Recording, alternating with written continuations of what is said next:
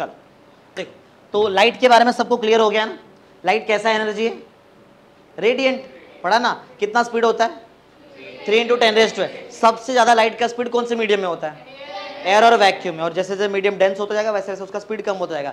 जब लाइट एक मीडियम से दूसरे मीडियम में जाता है क्या चेंज नहीं होता? Frequency. Frequency of light does not changes, बराबर? It never changes when light moves from one optical medium to another optical medium. चलो ये भी क्लियर है। और लाइट का मोशन कैसा होता है? In a straight line called as rectilinear motion of a light. चलो आगे बढ़ते हैं। अब मैं तुमको ना लाइट के बारे में थोड़ा डिटेल में बताता हूँ। देखो लाइट तो हमको अभी पता है कि लाइट क्या है, पहले ऐसा नहीं था, समझो एकदम। जब जब जब सब साइंस की डिस्कवरी वगैरह हो रही थी तो वो टाइम पे किसी को मालूम नहीं था कि लाइट क्या है। तो उस टाइम पे सबसे स्मार्ट इंसान था न्यूटन, बराबर? तो उस टाइम पे न्यूटन को पूछा गया कि बताओ भाई क्या होता है, लाइट है क्या? तो न्यूटन ने एक थियरी दिया लाइट को बताने के लिए। लाइट को एक्सप्लेन करने के लिए बहुत सारे लोग ने थियरी दिया है, तो मैं एक एक थियरी शॉर्ट में तुमको एक्सप्लेन करता हूँ क्या क्या हुआ था लाइट की एक डिस्कवरी में, ठीक है? तो the first attempt to explain the nature of light was given by Newton. Newton ने सबसे पहली बार ट्राई किया था किसके बारे में बताने के लिए? लाइट। देखते हैं न्यूटन क्या बोलता है, देखते हैं। चलो तो हम लोग पढ़ने जा रहे हैं न्यूटन्स कॉर्पस्कुलर थियरी। ये न्यूटन के थियरी का नाम था। मैं अभी तुमको इसके बारे में एकदम डिटेल, हाँ, तो लाइट के बारे में सबसे पहला अटेम्प्ट किसने किया एक्सप्लेनेशन देने के लिए? न्यूटन। तो उसने अपने थियरी को नाम दिया न्यूटन्स कॉर्पस्कुलर थियरी। अब ये क्या है इसके बारे में देखते हैं। चलो तो न्यूटन क्या बोलता है? न्यूटन बोलता है जैसे ये सोर्स ऑफ लाइट है, सोर्स ऑफ लाइट समझ में आता है, जिससे लाइट निकल रही है, जैसे ये सोर्स ऑफ लाइट है, ये पैनल से भी लाइट निकल रही है तभी तुमको ये चीज़ दिखाई दे रहा है, बराबर ना? हाँ।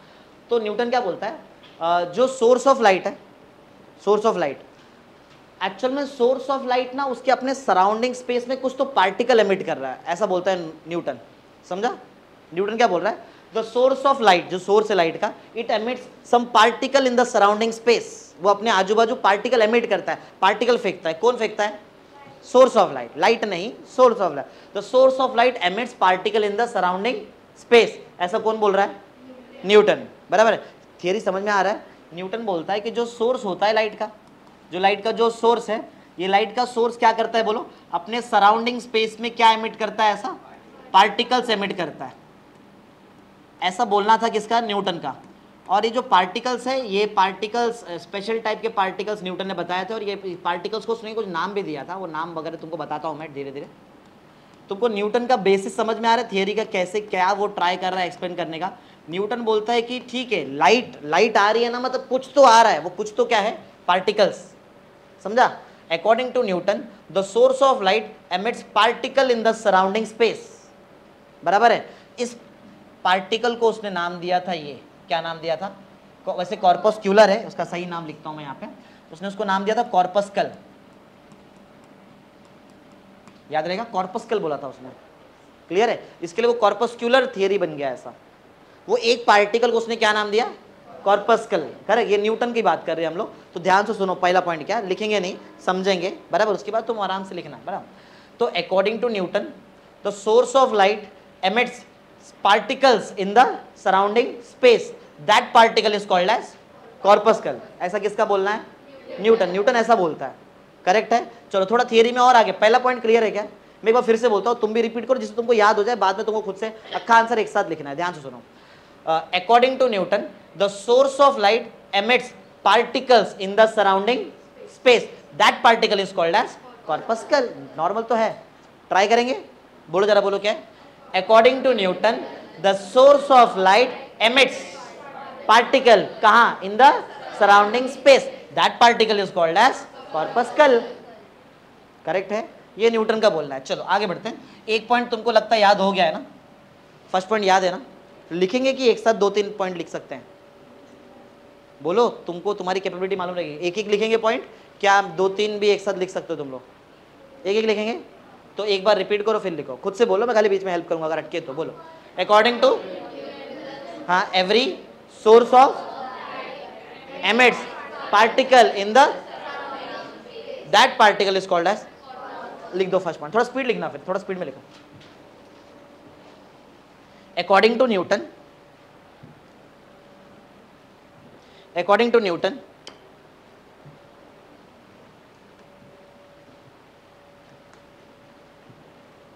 अकॉर्डिंग टू न्यूटन क्या था बोलो? Every source of light according to Newton every source of light क्या एमिट करता है? पार्टिकल्स, वो भी कहां पे? In the surrounding space. According to Newton every source of light emits particle in the surrounding space। लिखा surrounding space। According to Newton every source of light emits particle in the surrounding space। आगे that particle is called as corpuscle। correct, that spelling लिखा है मैंने corpuscle। that particle is called as corpuscle। ये Newton की theory चल रही है, ये पहली बार एक्सप्लेन कर रहा है, मतलब दुनिया में पहला इंसान जो लाइट के बारे में बता रहा है कि लाइट क्या होता है। बराबर, देखते हैं धीरे धीरे किसकी बात सही है कि गलत है। हो गया?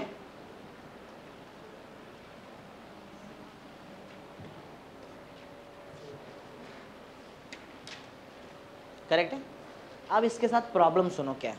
देखो, अगर ऐसा होता, मैं तुमको ना एकदम डिटेल में नहीं बता रहा हूँ, मैं नॉर्मली उसका ओवरव्यू दे रहा हूँ जिससे तुमको मालूम पड़ जाए कि वो है क्या, बराबर, राइट है या सही है गलत है। तुमको क्या लगता है ये सही थियरी सही है? तुम्हारा मानना क्या है थियरी पे? बोलो। नहीं, ऐसा क्यों? नहीं क्यों मानना है? तुमको क्यों गलत लग रहा है इसका थियरी? वो भी न्यूटन कैसे गलत लग रहा है तुमको? न्यूटन जैसा इंसान गलत कैसे हो सकता है? पार्टिकल एमिट नहीं करता, गलत लग रहा है तुमको थियरी न्यूटन का। लेकिन ये न्यूटन का स्टेटमेंट है, न्यूटन ने बोला, जो मैंने बोला एग्जैक्ट स्टेटमेंट है, ऐसा नहीं। तो तुमको थियरी गलत लग रही है? बोलो, कुछ तो बोलो, रेस्पॉन्स तो करो, हाँ या ना। थियरी गलत है? अरे बोलो तो, हाँ थियरी गलत है। ठीक है, चलो देखते हैं कितने लोग मानते हैं। तुम हाथ उठाओ कि ये थियरी तुम्हारे हिसाब से सही रहेगी। सही राइट थियरी है। अरे क्या तुम न्यूटन से भी स्मार्ट हो क्या? तुमको इतना भारी मालूम पड़ जा रहा है, तो तुम सबको लग रहा है कि ये थियरी गलत है। ऐसा क्यों? ये पार्टिकल की वजह से, इसकी वजह से? अरे कुछ रेस्पॉन्स तो किया करो, कुछ बोलते ही नहीं। मैं क्वेश्चन पूछो, ऐसे बैठे क्वेश्चन में ऐसे, कुछ तो बोलो। ये तुमको लग रहा है ये गलत है, ये जो पार्टिकल निकलना है गलत है, ऐसा नहीं होता है, ऐसा नहीं होता है। ठीक है, चलो ठीक है, एक एग्जांपल लेते हैं और उससे देखते हैं हम लोग समझते हैं कि इसका थियरी सही है कि गलत है। अगर समझो, अगर ऐसा होता, देखो कोई चीज से पार्टिकल निकल रहा है, जैसे इसमें से पार्टिकल निकल रहा है। इसका कोई एग्जांपल अगर मैं लूं तो क्या लूं? लड्डू खाया है क्या?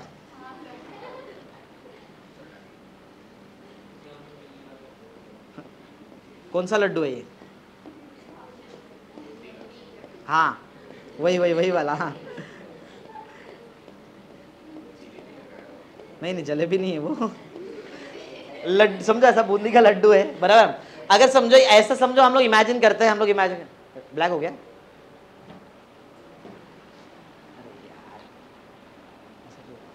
हाँ चलो इधर देखो, तो पॉइंट ऐसा है कि ऐसा हम लोग इमेजिन करते हैं कि ये सोर्स ऑफ लाइट है, ये इमेजिन कर रहे हैं ये सोर्स ऑफ क्या है। अगर समझो ये सोर्स ऑफ लाइट है, तो सोर्स ऑफ लाइट करता क्या बताओ? जैसे न्यूटन के हिसाब से सोर्स ऑफ लाइट क्या करता है? पार्टिकल एमिट करता है सराउंडिंग स्पेस में। तो चलो एक पार्टिकल ये तब एमिट कर रहा है जब इसके खुद के पास पार्टिकल है। अरे जो तुम्हारे पास है तुम वही एमिट करोगे ना। जैसे इसके पास, ये सोर्स के पास शायद पार्टिकल रहा रहेगा तो वो पार्टिकल एमिट कर रहा है। तो समझो ये सोर्स ऑफ लाइट है, समझो इसमें कोई पार्टिकल है, ऐसा कोई पार्टिकल है। अब ये, अरे यार सेलेक्ट होता है क्या? देखो ये पार्टिकल, ऐसा पार्टिकल निकल गया, ऐसा एक एक पार्टिकल अगर ये निकलता जाएगा, अगर एक एक पार्टिकल गया, फिर तो ये सोर्स ऑफ लाइट खत्म हो जाएगा। बट ऐसा होता है क्या? आज लगाया कल तक खत्म, लाइट गायब, ऐसा होता है क्या? तो मतलब न्यूटन का थियरी गलत है ना। समझा क्यों गलत है? समझ में आ रहा है? तुमको एग्जांपल से बता दिया। अगर कोई सोर्स ऑफ लाइट से पार्टिकल निकलते जा रहा है तो उसका मास कम हो जाना चाहिए, वजन कम हो जाना चाहिए, और एक टाइम आना चाहिए जब वो खत्म हो जाए, दिखे ही नहीं, एग्जिस्ट ही नहीं हो। लेकिन ऐसा तो होता नहीं है। 10 साल बाद भी लाइट लगा के छोड़ो, वो 10 साल बाद भी वैसे रहता है ना। तो पॉइंट ये है। तो क्लियर है क्या तुमको? कंसेप्ट समझा मैंने क्या बताया तुमको यहाँ पे? समझा है ना? ये थियरी गलत क्यों समझा? तो अकॉर्डिंग टू न्यूटन वाला थियरी तो तुमने पहला पॉइंट लिख दिया। बट अगर ऐसा रहता, the mass of the source of light must decrease, कम हो जाना चाहिए, एंड इवेंचुअली लास्ट में इट मस्ट डिसअपियर, वो खत्म गायब हो जाना चाहिए ना। बट रियलिटी में ऐसा होता है क्या? नहीं। समझा क्यों? समझा न्यूटन का थियरी गलत क्या है, गलत क्यों है? बोलो, क्लियर है क्या? समझा? तो सेकंड पॉइंट भी हम लोग लिखेंगे। सेकंड पॉइंट क्यों गलत है वो हम लोग लिखेंगे सेकंड पॉइंट में। समझा क्यों गलत है? अगर ऐसा होता न्यूटन, इफ मतलब अगर ऐसा कुछ होता, then the mass of the source of light must decrease, कम हो जाना चाहिए, एंड इवेंचुअली, लास्ट में, and eventually it must disappear, गायब हो जाना चाहिए, but in real practice this does not happens, ऐसा नहीं होता है ना, ऐसा होता है क्या, नहीं होता है, बराबर। तो देयरफॉर ये जो न्यूटन का जो थियरी है ये गलत है, लेकिन ऐसा लिखेंगे नहीं, बहुत बड़ा आदमी है न्यूटन ना, बहुत सारा आखिर मैथमेटिक्स लिखी है इसने, डिफरेंशिएशन इंटीग्रेशन, तो ऐसा नहीं बोले गलत है। इसने पहला अटेम्प्ट किया, ट्राई तो किया ना, हाँ, तो ठीक है, ऐसा हम लोग नहीं लिखेंगे, गलत है यहाँ पे। जैसे तुम लोग ने वो मेंडलीव पीरियोडिक टेबल पढ़ा है, तो ऐसा देखो वहाँ पे कितना अच्छा वर्ड लिखा, डीमेरिट्स, ऐसा लगता है कुछ गलत है, वो अच्छा नाम दिया, लेकिन जबकि गलत था ना, डीमेरिट, कुछ तो छोड़ दिया उसने, बराबर। तो साइंटिस्ट है ना, उनको थोड़ा इज्जत देना चाहिए, ऐसा। तो पॉइंट समझा, सेकंड पॉइंट क्या है, पॉइंट क्लियर है। सेकंड पॉइंट ये है, हाँ, तो जैसा तुमने ऊपर देखा, when the source of light emits particle in the surrounding space, the mass of the source of light must decrease and eventually it must disappear, but in real practice this does not happens, ऐसा नहीं होता है, समझ रहे हैं ना, समझा, हाँ। तो ऐसा हम लोग लिखेंगे, एक बार मैं फिर से बोलता हूँ, जरा ध्यान से सुनो। If the source of light emits particle in the surrounding space, the mass of source of light must decrease, but in real practice, आगे भी था ना, and eventually it must dis, थोड़ा बड़ा पॉइंट लग रहा है तुमको, ब्रेक करके पढ़ते हैं, थोड़ा क्या जम जाएगा तुमको, ब्रेक करके पढ़ते हैं, ठीक है, चलो। तो स्टार्टिंग 3 पार्ट में डिवाइड कर रहा हूँ, जरा ध्यान से सुनो। क्या, if a source of light emits particle in the surrounding space, ये तो तुमको वैसे भी याद है, ये तो याद है ना, then mass of source of light must decrease, ये दूसरा वाला पार्ट, बराबर है। इवेंचुअली, लास्ट में क्या होना चाहिए, इवेंचुअली इट मस्ट डिसअपियर, तीसरा part, but in real practice this does not happens. ये 4 पार्ट में लिखना है, चारों पार्ट कनेक्ट करो, बोलो स्टार्ट से, बोलो, लिखना नहीं है, पहले बोलो, समझो, उसके बाद लिखो, बोलो। If a source of light emits particle in the surrounding space, क्या था, then mass of source of light must eventually it must, but in real practice this does not happen। थोड़ा और फ्लुएंट करते हैं, फिर से एक बार वापस बोलो, बोलो। If emits particle in the surrounding space, the mass of source of light must and eventually it must, but in real practice this does not happen। बोलो बोलो, बोलोगे तो आएगा, एक और बार, अभी तक आया नहीं, वापस एक बार फिर से बोलो, बोलो। If source of light, मैं रुकूंगा तो तुमको बोलना है, तुम मत रुको, फिर से स्टार्ट करो, वापस वापस। If source of light emits, then mass of source of light must and eventually must disappear, but in real practice this does not। थोड़ा बड़ा है लेकिन ट्राई करो, तुम भी तो बड़े हो गए, आना चाहिए, बराबर है, ट्राई करो, लिखो, चलो, अटकेंगे तो मैं बोलूंगा बीच में वैसे। If the source of light emits particle in the surrounding space,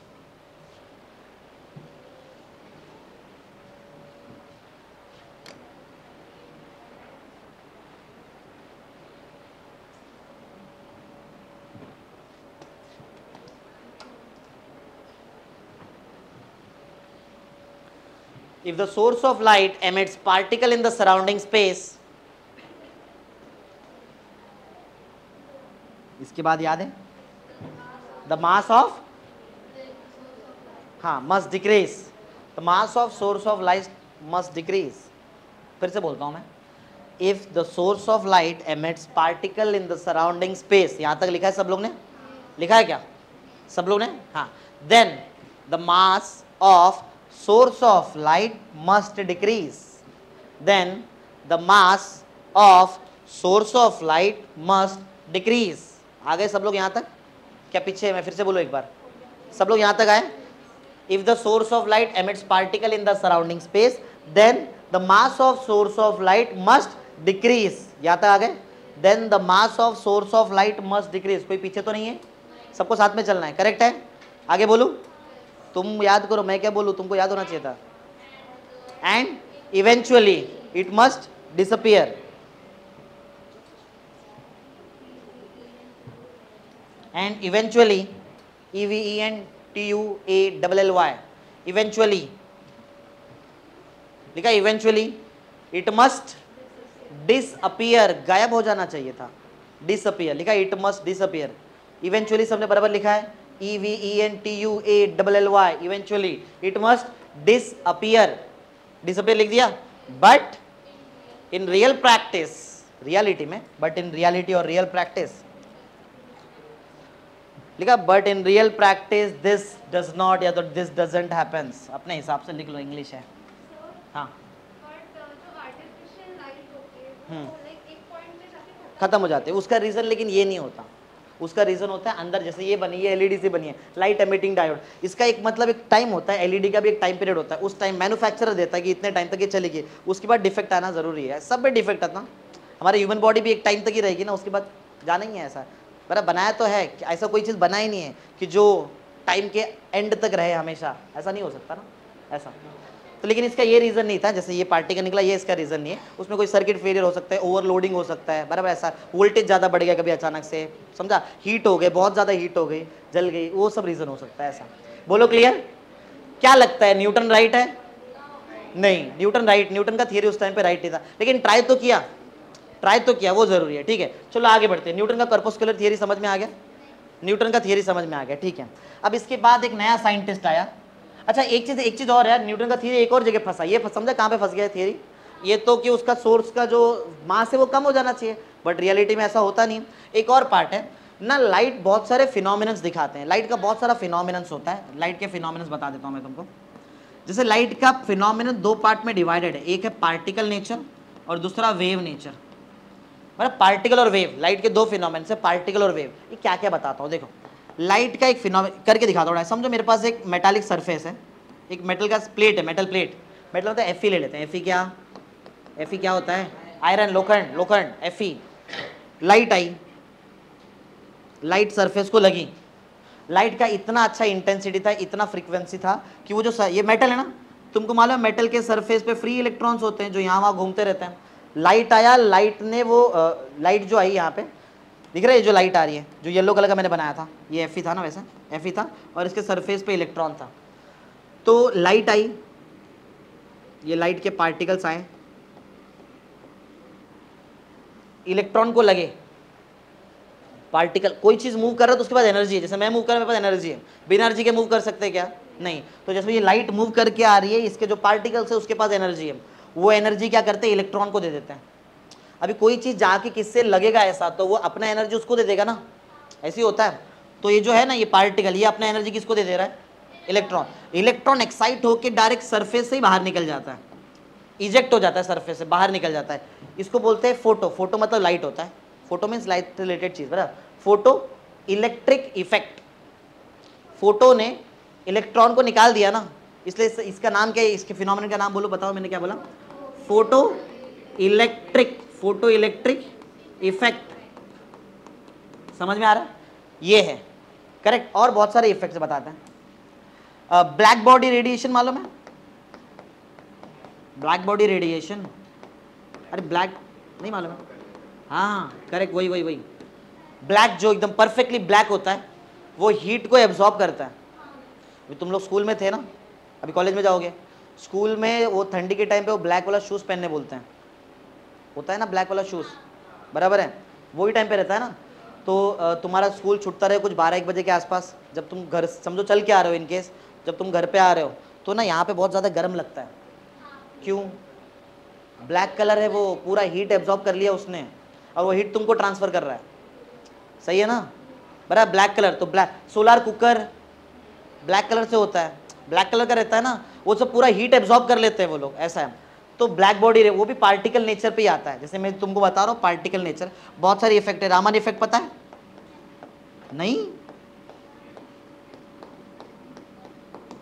Nobel prize नहीं मालूम है? साइंस डे किसके नाम से सेलिब्रेट करते हो? डॉक्टर सीवी रमन ना, तो उनका इफेक्ट है रामन इफेक्ट, बराबर है। वो भी पार्टिकल नेचर बेस्ड है, जब बताऊंगा, जब टाइम आएगा तब बताऊंगा मैं तुमको, बराबर। डॉक्टर सीवी रमन, उनका इफेक्ट है, एक बार तुम्हारे टेक्स्ट बुक में भी है शायद, एक छोटे से ऐसा साइंस डे के, पढ़ते कहाँ हो? पढ़ोगे तो मालूम पड़ेगा, ठीक है, पढ़ेंगे हम लोग जब हमारे इसमें आएगा तभी। तो ये भी पार्टिकल नेचर बेस्ड है, बहुत सारे अलग अलग इफेक्ट होते हैं, रामन इफेक्ट होता है, कॉम्पटन इफेक्ट होता है, ब्लैक बॉडी, ये जो भी मैंने तुमको 2-3 इफेक्ट बताए, photo electric effect, black body radiation, Raman effect, ये सब का सब ना पार्टिकल नेचर पे बेस्ड है। किस पे बेस्ड है? पार्ट है। अच्छा, रिफ्लेक्शन रिफ्रैक्शन तो सबको मालूम ही है। रिफ्लेक्शन रिफ्रैक्शन तो तुमने पढ़ा ही है ना, रिफ्लेक्शन पढ़ा है ना, रिफ्लेक्शन, और तुमने रिफ्रैक्शन भी पढ़ा रहेगा क्या, नहीं पढ़ा? ये दोनों पढ़ा है, मैं पूछूंगा जब टाइम आएगा तब पढ़ाऊंगा, तो अभी तो खाली मैं नाम बता रहा हूँ तुमको। ये कुछ लाइट का वेव नेचर भी होता है, लाइट बहुत सारे वेव नेचर भी दिखाता है। लाइट का वेव नेचर पता है? नेचर मालूम है? नेचर, लाइट दो नेचर दिखाता है, पार्टिकल और वेव, ऐसा दोनों दिखाता है। तो वेव नेचर में एक मैं बताता हूँ, समझो यहाँ से एक वेव आ रही है, देखो ये वेव है, ये वेव इधर आ गई, येलो वाली वेव, ये पॉइंट पे आ रही हुई है ना, ये येलो वाली वेव, एक ये समझो ये वाली ब्लू वाली वेव को लेके आ रहा हूँ मैं, ऐसा बराबर। तो जब दो वेव आएंगे एक पॉइंट पे मिल जाएंगे तो यहाँ से एक बड़ा वेव बनता है ऐसा, इसको बोलते हैं इंटरफेरेंस। क्या बोलते हैं? इंटरफियर हो गया, इंटरफियर, तो इंटरफेरेंस ये लाइट का नेचर है, याद रहेगा इंटरफेरेंस, बोलो क्लियर है? ऐसी डायफ्रैक्शन भी होता है, डायफ्रैक्शन नाम सुना है? डायफ्रैक्शन नाम सुना है क्या? लाइट का नेचर, ये पढ़ा नहीं तुमने अभी तक? नहीं पढ़ा ना, कभी सुना थोड़ी है, पहली बार सुन रहे शायद, है नहीं? तुम्हारे सिलेबस में ये सिर्फ ये छोटे छोटे चीज़ है, ये क्या है रिफ्लेक्शन, ये 8वीं 9वीं 10वीं तुमने यही पढ़ा है ना। Black body radiation, Raman effect, photo electric, ये सब नहीं पढ़ा, ये अभी पढ़ोगे तुम लोग, ये अभी है तुमको। अभी सिर्फ नाम बता रहा हूँ, नाम से थोड़ा फेमिलियर हो जाओ, फिर धीरे धीरे आगे बढ़ते हैं। इंटरफेरेंस, डायफ्रैक्शन का एग्जाम्पल बताता हूँ। कोई चौल में अगर रहता रहेगा, चौल में कितने लोग रहते हैं? हाथ उठाओ। इतने लोग चौल में रहते हैं, ठीक है। चौल में हमारे पास, मैं भी चौल में ही रहता हूँ, चौल में हमारे पास पतरे का घर होता है, पतरा, एस्बेस्टॉस, एस्बेस्टॉस शीट, एस्बेस्टॉस पतरा, वो वाइट कलर का होता है। मैं वो मेटल वाले पतरे की बात नहीं कर रहा हूँ, मेटल नहीं, पतरा समझ में आ रहा है? हाँ, वो एस्बेस्टॉस शीट बराबर है, चूना टाइप रहता है ना, ऐसा वाइट कलर का रहता है। हाँ, मोस्टली ज़्यादातर वो पतरे में ना एक होल होता है, और वो हमको देखने मिलता है धूप के टाइम पे। वो पतरे में होल रहता है ना, ऐसा एक होल रहता है, एक छोटा सा इतना सा होल रहेगा, लाइट आ रही है। अब देखो होल जब इतना सा है तो जमीन पे हमारे फ्लोर पे उतना ही दिखना चाहिए ना, वो इतना ही दिखना चाहिए ना, इतना ही लाइट आनी चाहिए। ऐसा होता है क्या? लेकिन तुमको मालूम है क्या होता है? ये इतना सा ये बढ़ जाता है इधर, ऐसा ऐसा इधर बड़ा दिखता है ना नीचे सा गोल, भाई इसको बोलते हैं डायफ्रैक्शन। लाइट का बेंडिंग ड्यू टू, ये देखिए जहाँ पे वो सरफेस की वजह से लाइट बेंड हो जा रही है, सरफेस में लगने से बेंड, इसको डायफ्रैक्शन बोलते हैं, वो भी वेव नेचर में आता है।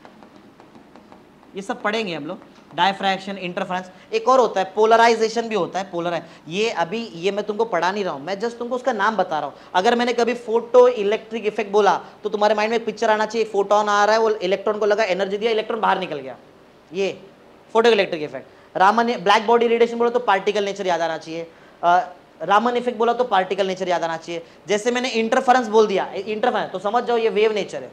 डायफ्रैक्शन बोला तो भी वेव नेचर। अभी मैं नेचर बता रहा हूँ खाली, कैसे कैसे, फिर ये सब एकदम डिटेल में पढ़ेंगे अपन, एकदम डिटेल में। हाँ, ये हो गया। एक और होता है पोलराइजेशन, बताता हूँ पोलराइजेशन, सुनो। ये एक स्लिट है, स्लिट में बीच में एक ऐसा होल है, स्लिट समझो कांच का स्लिट है, बीच में एक ऐसा वर्टिकल होल है, वर्टिकल।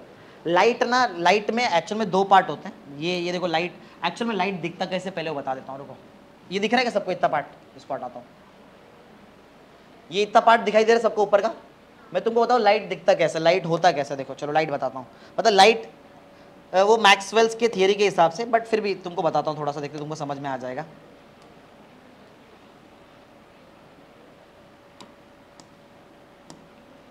हाँ, तो ना मैं तुमको लाइट के बारे में बताने जा रहा हूँ कुछ।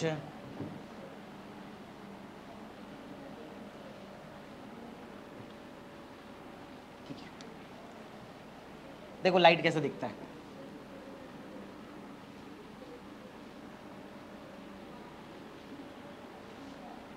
ये लाइट में एक वेव है, लाइट का एक वेव है, लाइट में दो वेव रहते हैं। समझो ये लाइट का मैग्नेटिक वेव है, लाइट में इलेक्ट्रिक प्लस मैग्नेटिक दो रहता है, इलेक्ट्रिक भी रहता है, मैग्नेटिक भी रहता है। तो ये मैग्नेटिक है, मैग्नेटिक याद है अपन बी से डिनोट करते, मैंने बताया था बी, अपन जो स्टार्टिंग में लेक्चर बैठे, इसमें एक इलेक्ट्रिक भी रहता है, इलेक्ट्रिक। अब देखो मैग्नेटिक मीन्स ये जा कैसा रहा है, ये समझो ये सीधा ये लाइन है, ये डायरेक्शन में लाइट को जाना है।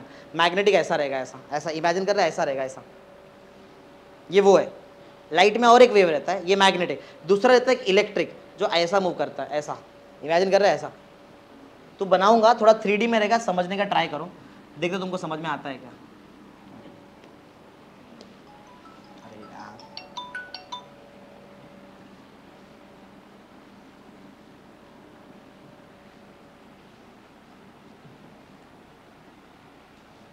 ये जो मैंने बनाया ना, ये लाइट का इलेक्ट्रिक वाला वेव है। देखो तुमको समझ में आ रहा है क्या? देखो थोड़ा 3D है वो, समझ रहे हो कैसा 3D है, वो येलो वाला ना ऐसा जा रहा है, येलो ऐसा जा रहा है येलो, और ब्लू वाला ऐसा जा रहा है हॉरिजॉन्टल। 3D समझ दिख रहा है क्या? देखो ना ये पूरा हॉरिजॉन्टल तो है और ये पूरा वर्टिकल है, 3D में डायग्राम है। लाइट ऐसा कुछ रहता है बराबर, मैक्सवेल के थ्योरी के हिसाब से। अगर मैं ऐसा लाइट डालूँ ना यहाँ पे, देखो ये लाइट, अब मैं पोलराइजेशन के लिए बता रहा था मैं तुमको, ये लाइट ऐसा यहाँ पे आई ऐसा, ये लाइट का डायरेक्शन ऑफ प्रोपोगेशन ऐसा कुछ, लाइट जा रही है बराबर। तो लाइट में कितना वेव है? दो, एक इलेक्ट्रिक और दूसरा, लेकिन होल कैसा है वहाँ पे? वर्टिकल, वर्टिकल होल है। तो अगर वर्टिकल होल है तो ये वर्टिकल लाइट आराम से इसके अंदर से निकल जाएगी, लेकिन ये होल हॉरिजॉन्टल है क्या? अगर होल हॉरिजॉन्टल रहता तो वो जो मेरा हॉरिजॉन्टल वेव वो भी आराम से निकल जाता था। समझ रहे क्या होने वाला है वहाँ पे? वहाँ पे मैं दो में से एक वेव को रेस्ट्रिक्ट कर दूंगा। वहाँ पे कौन जाएगा बोलो, ब्लू वाला क्या येलो वाला? अच्छे से सोचो, वर्टिकल, वर्टिकल वाला जाएगा। इसके क्यों इधर उल्टा बना दिया मैंने कलर, ये जो येलो है उधर देखो कौन सा कलर है, वो ऐसा कौन जा रहा है? वर्टिकल कौन जा रहा है? वर्टिकल ब्लू जा रहा है, ब्लू ब्लू। येलो तो हॉरिजॉन्टल, येलो देखो ना कैसे बनाया।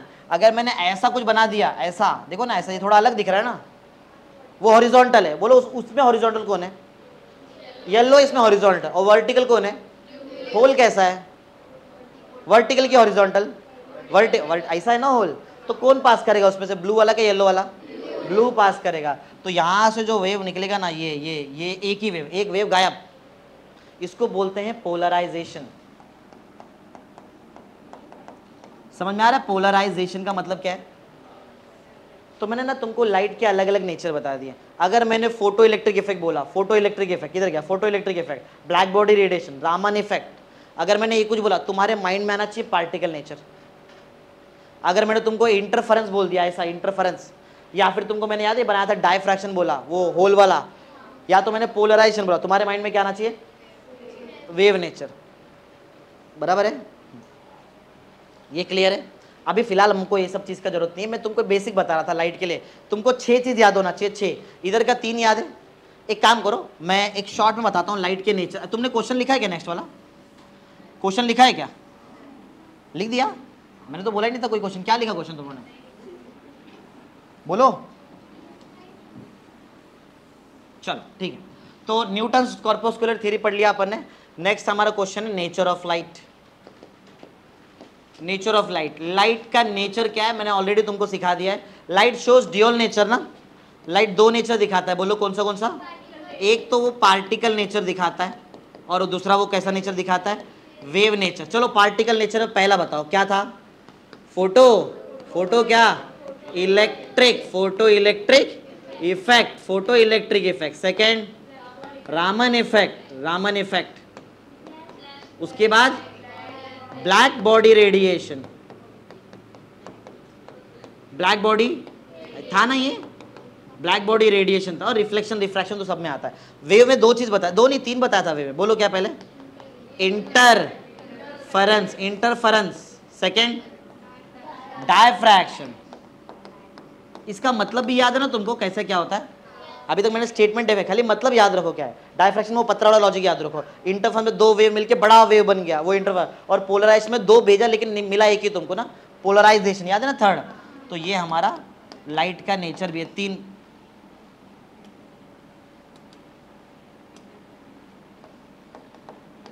चलो ये लिख दो ऐसा मत, इसमें ऐसी, इसमें कोई थियरी नहीं है, खाली तुमको 2 पार्ट में लिखना है बस। इसमें कोई थियरी वगैरह नहीं है।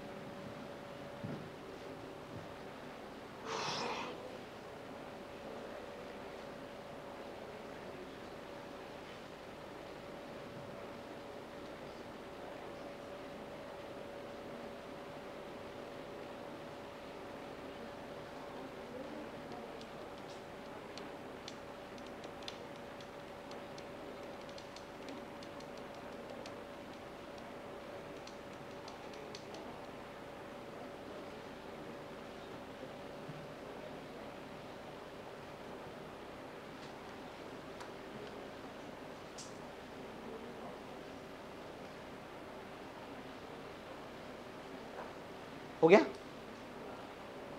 पोलराइजेशन क्लियर है? हाँ, तो ये हमारे हो गए न्यूटन। कितने 3 क्वेश्चंस किए ना अपन ने। कौन सा लाइट के बारे में पढ़ा ना अपन ने, सबको लाइट के बारे में याद है? लाइट के बारे में सबको याद है? लाइट क्या था? हाँ चलो एक बार रिपीट करते हैं, सबको बायाट है, बोलो लाइट कैसा एनर्जी है? रेडिएंट। इसकी वजह से क्या होता है? ऑब्जेक्ट हमारे लिए विजिबल हो जाता है। तो स्टेटमेंट बोलो क्या था? फर्स्ट स्टेटमेंट बिना देख, light is a form of radiant energy which makes the object, ये हमको याद है। सेकेंड पॉइंट लाइट का स्पीड बताया था मैंने, the speed of light is 3 × 10⁸ metre पर सेकेंड। थर्ड पॉइंट तुमको मैंने बताया कि लाइट को आगे बढ़ने के लिए कोई मीडियम का जरूरत है क्या? नहीं, लाइट किधर से भी पास होता है। बोलो third point, light does not require any material medium for its propagation. फिर ये हो गया थर्ड पॉइंट। फिर अपन ने देखा लाइट का सबसे ज्यादा स्पीड कौन से दो मीडियम में रहता है? एयर और वैक्यूम। और दोनों में मीडियम में स्पीड वही रहता है क्या डिफरेंट रहता है? सेम रहता है, उतना है 3 वाला, बराबर है। तो बोलो क्या था? The maximum speed of light is in air और विच इज 3 × 10⁸ मीटर पर सेकेंड। क्लियर है? हाँ। फिर अपन ने पढ़ा था कि लाइट एक मीडियम से दूसरे मीडियम में जाएगा तो क्या चेंज नहीं होता है? फ्रीक्वेंसी। तो ये पॉइंट याद है तुमको? When light moves from one medium to another medium, frequency of light does not change, वो कभी चेंज नहीं होता। और लास्ट में अपन ने देखा कि light moves in a straight line, और उसको स्ट्रेट लाइन क्या बोलते हैं हम लोग? Rectilinear motion. क्या ये क्लियर है? फिर हम लोग सेकंड पॉइंट, फिर अपन ने न्यूटन के बारे में पढ़ा। उधर अपन ने पढ़ा the first attempt to explain the nature of light was given by Newton. पहली बार ट्राई किसने किया था? न्यूटन है। और उसने कैसा ट्राई किया तुमको मालूम है, बराबर? तो पॉइंट बहुत सिंपल था, याद है क्या था पॉइंट?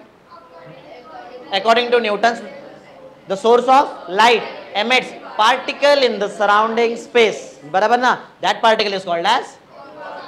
फिर अपन ने पढ़ा, याद है, अगर ऐसा होता the mass of source of light must decrease and eventually it must, but in real practice ऐसा नहीं होता है, बराबर ना?